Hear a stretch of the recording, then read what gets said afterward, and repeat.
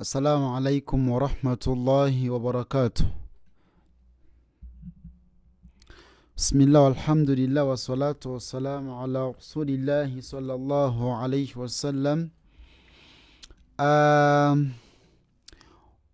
Allah wekitiibwa tumwebaza akyatwadde obuwangazi tumusaba okusasa n'ebyenjera ku mbaka Muhammadu sallallahu alayhi wasallam oyo gwe yatusindikira nga rahmatan lil alamin nga kyakusaasira eri ebitonde byonna. Nam bali ba Allah bibitiibwa all along omusomesa waffe w'ekitiibwa ono abadde atusomesa fatha kasra. Olwaleero insha Allahu tabaraka wa ta'ala agenda gattako akabonero akokusatu akadhamma kano.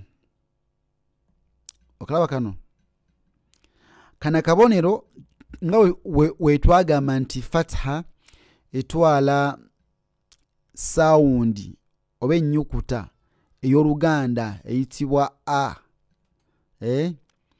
Kasra netwala ennyukuta eyitibwa yi ey'Oluganda sound gyetwala.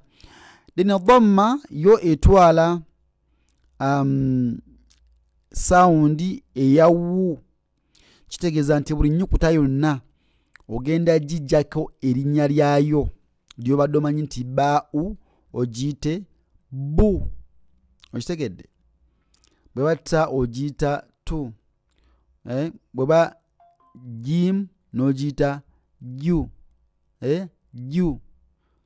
Bwe ba sin n'ogiyita su. Okitegedde?